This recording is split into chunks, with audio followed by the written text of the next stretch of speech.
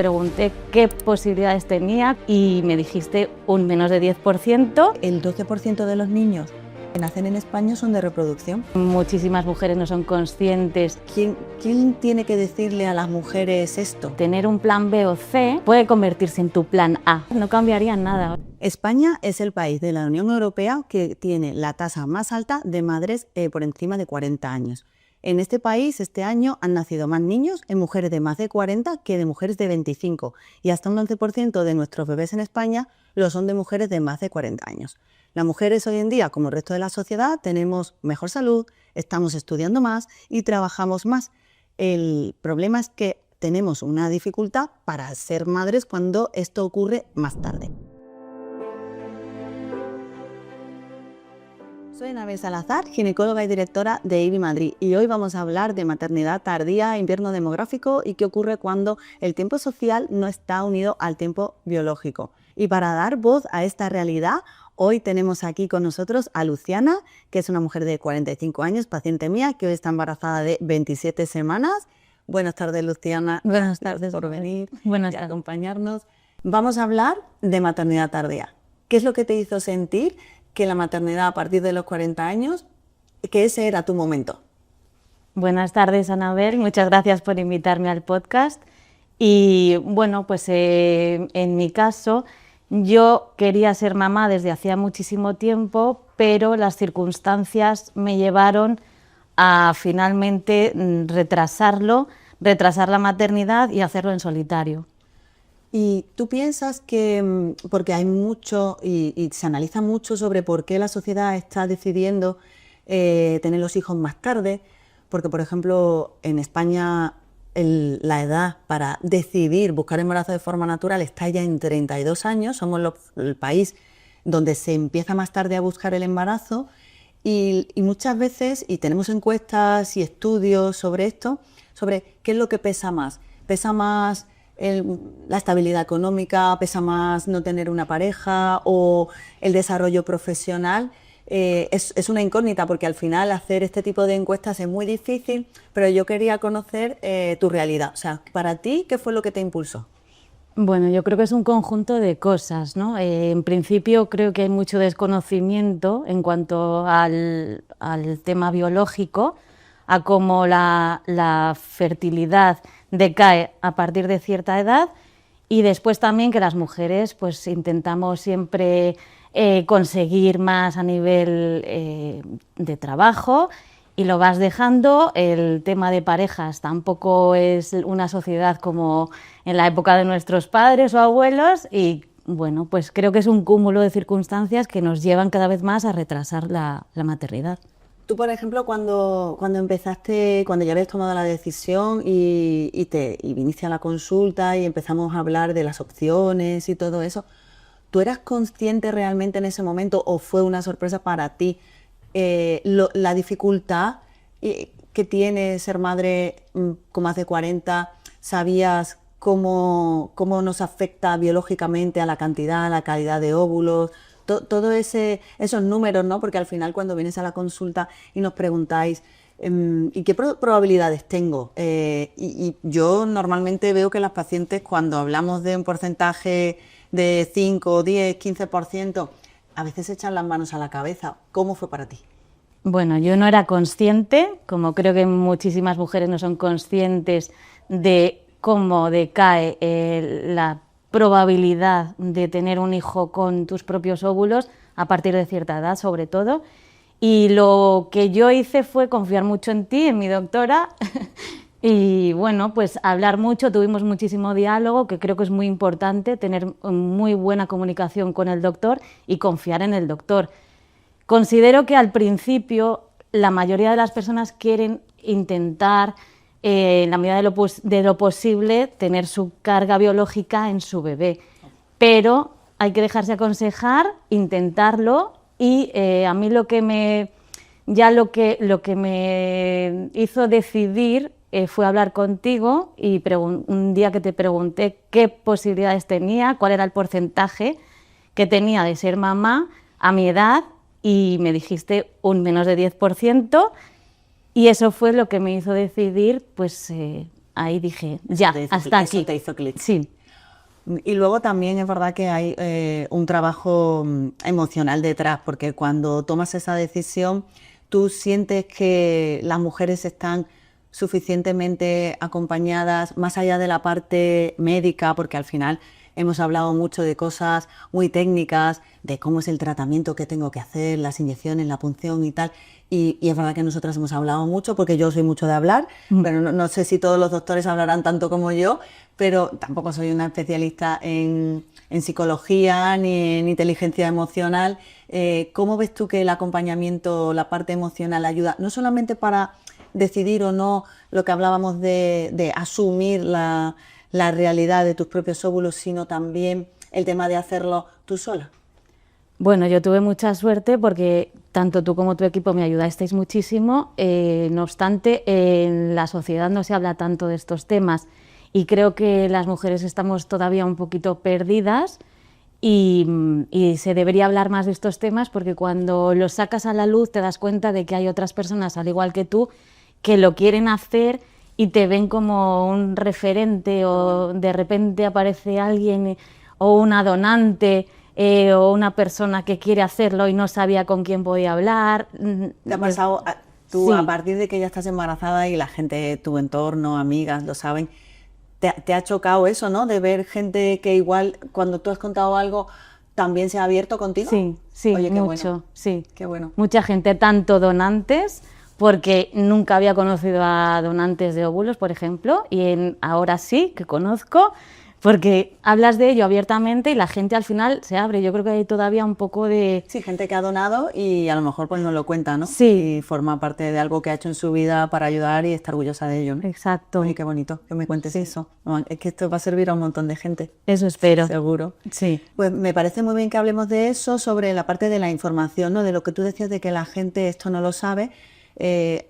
Hace poco salió una noticia en prensa de que el gobierno francés va a tomar una medida que es mandar una carta a las mujeres de 29 años, no sé por qué han elegido 29, entiendo que porque les querían que fuera por debajo de los 30 y es lo que está un poco más cerca de 30, alertándoles del descenso de la fertilidad, ¿no? De la dificultad que vamos a tener para ser madres con la edad. Y la verdad es que me llamó mucho la atención, porque yo siempre me pregunto, ¿quién tiene que decirle a las mujeres esto? Porque al final yo pues intento, yo y en IBI y muchísimos de mis compañeros, cada vez que tenemos la oportunidad, pues intentamos lanzar estos mensajes. Yo, por ejemplo, el otro día di una charla en el colegio de mi hija a los alumnos de secundaria y de bachillerato sobre cuál era mi trabajo. Pues yo aproveché para hablar de lo que hago y conté un poco pues esto de la calidad de los óvulos y tal, y yo siento que estoy haciendo una labor social.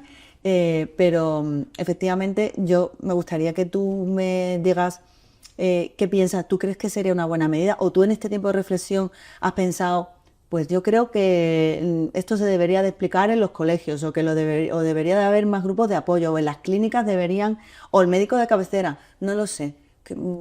¿Qué se te ha pasado a ti por la cabeza? Desde luego tú se lo vas a contar a tus hijos. Claro. Y yo los míos. Yo se lo cuento a todas las personas a las que se lo puedo contar. Maravilloso. Sobre todo mujeres, pero no solamente me dirijo a las mujeres. No, porque al pero final sí. la sociedad, todo el mundo puede sufrir este problema. Sí, yo creo que es una cuestión de evolución, ¿no? Cuando empezó todo este tema de investigación con la inseminación artificial hace muchísimos años en Gran Bretaña, ¿no? Sí. Pues bueno, era una sociedad muy cerrada. Sí. ¿Viste la serie? Sí. Se lo recomiendo a todos los pacientes que la vean, porque Sí. es verdad que en aquella muy época bonito. en la serie era muy, muy interesante cómo se veía que incluso la gente religiosa, los medios de comunicación, la gente tenía miedo Claro. de ver si lo que iban a hacer era un bebé sano o qué iban a hacer de ahí, porque piensa que en aquella época no había ecografías, porque claro, tú ahora... Y en la sociedad ahora estamos muy tranquilas porque sabemos que nuestro bebé pues tiene todo lo que tiene que tener y hacemos un seguimiento, pero tú imagínate en aquella época que eso no existía. Claro, por eso yo creo que la sociedad tiene que evolucionar y poco a poco, a través de la información, como por ejemplo lo que está haciendo el equipo IBI, informar a los pacientes a través de podcast o en la clínica, las propias pacientes que pueden también dar información a otras chicas, pues creo que es muy importante, porque al final eso genera que la gente sea más consciente y bueno, pues en un futuro quizás... se hable de esto más abiertamente. Sí. Yo la verdad, yo lo reflexiono porque de la forma en la que me lo contaron a mí, y fíjate que yo soy ginecóloga, yo recuerdo que mi madre, que me tuvo con 25 años, lo único que me dijo en la vida era que no me quedara embarazada sin tener un trabajo, sin haber terminado mis estudios, que fuera una persona independiente. Claro, al final viene de una generación, y bueno, y tú y yo somos más o menos de la misma edad, que yo creo que igual te han enfocado de la misma forma, ¿no? Que tienes que ser independiente, que no puedes depender de un hombre, porque probablemente nuestras madres, ellas o sus madres, no habían vivido esa situación. La mujer no estaba tan incorporada al mercado laboral en aquella época, y fue gracias a la introducción de los métodos anticonceptivos, la píldora de los años 60, que las mujeres pudieron controlar cuándo decidían quedarse embarazadas o no, para poder trabajar y no estar embarazadas continuamente. Entonces yo creo que ese mensaje nos lo han lanzado tanto, pero no nos han lanzado el otro, el de, vale, muy bien, te puedes tirar 10 años tomando la píldora, vas a estar muy protegida, pero cuando tengas 35 y quieras ser madre, las cosas van a ser más complicadas. Claro. Entonces creo que nosotras sí vamos a contarle eso, porque fíjate el dato de estos días también, que salía en la prensa, que el 12% de los niños que nacen en España son de reproducción. 12%, ya no es tan raro. Ya Sí. creo que fue en el 2023 nacieron 39.500 niños. Es que son un montón de reproducción asistida. Cada vez somos más. Cada vez habrá más. Tú estás en una reunión de 10 personas y hay 1 o 2 personas de la reunión que ya han tenido un hijo por reproducción.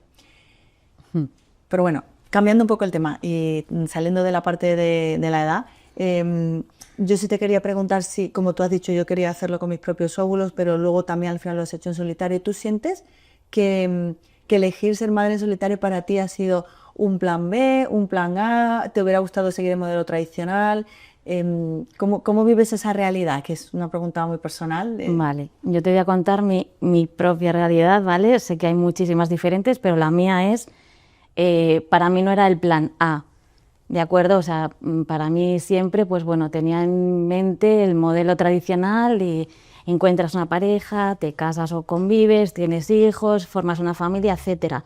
Lo que pasa es que al final la vida te lleva por unos caminos que tú no pensabas que eran los tuyos, y considero que para algunas personas, como en mi caso, tener un plan B o C puede convertirse en tu plan A, ¿vale? O sea, no tiene que ser el mismo plan para todos. Entonces, también considero que este camino, tener un bebé en solitario, formar una familia en solitario, puede ser el plan A para muchísimas mujeres. Y es igual de lícito, de bonito, y bueno, creo que cada uno al final tiene su camino. El mío no fue así al principio, pero estoy súper contenta, y parece bueno, que la gente dice siempre, no cambiaría nada, pero es que en realidad no cambiaría nada. O sea, mi hijo es el que va a ser cuando nazca, y no lo cambiaría. Súper, me encanta, la verdad. Es que yo desde mi parte, lo que he vivido, a mí me costó mucho trabajo decidirme a tener un hijo por reproducción, y te lo he contado en consulta, lo hemos hablado muchas veces. Yo, en verdad, que me gusta compartirlo en la consulta para que nos sintamos como que es algo que hemos vivido más de una persona. Y a mí me costó porque como yo me había quedado natural y luego no, o sea, tuve que decidir hacer el tratamiento. A veces piensas si realmente no haber conseguido tu segundo hijo de forma natural también era como un plan B, ¿no? Y ahora cuando tengo que decidir si contar a mi hijo que es de reproducción versus mi hija que es natural, digo, hay diferencias, es lo que tú dices. Para mí es que era el plan A. Es que no se olvida eso, o sea, perdona, no se termina olvidando la forma, la manera, al final eres madre. Es tu historia, o sea, yo es que siento que al final la historia me llegó de esa forma, es mi historia de ese momento, y me encanta. O sea, cuando lo has dicho, digo, pues es que yo también, si es que al final que hayan pasado 7 años entre un niño y otro, es que tenía que ser así, y tiene todo el sentido del mundo. Así que nada que decir de eso. Así que bueno, pues de verdad que te quiero agradecer muchísimo este ratito, porque estás haciendo una labor increíble para todas las pacientes futuras, las que lo son, las que están embarazadas como tú, las que ya han tenido los hijos por reproducción y las que están con muchísimas dudas. Y bueno, yo te quería preguntar, como este podcast se llama Me da la vida, quería preguntarte, en este momento tan especial, ¿qué es lo que te da la vida?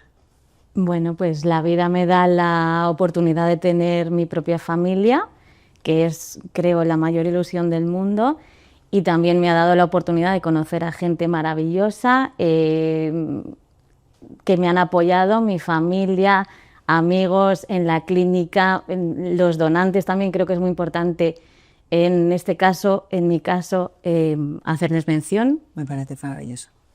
Y es, pues bueno, a mí me da la vida tener pacientes valientes como tú, porque el valor de romper todas las barreras, todos los miedos para venir a contarnos esto aquí, sobre todo para apoyar a todas las mujeres que sufren infertilidad, no tiene precio, Luciana. Así que muchas gracias. Muchas gracias a ti. Muchas gracias por estar con nosotras hoy. Os esperamos en el siguiente episodio de Me da la vida, el podcast de IBI.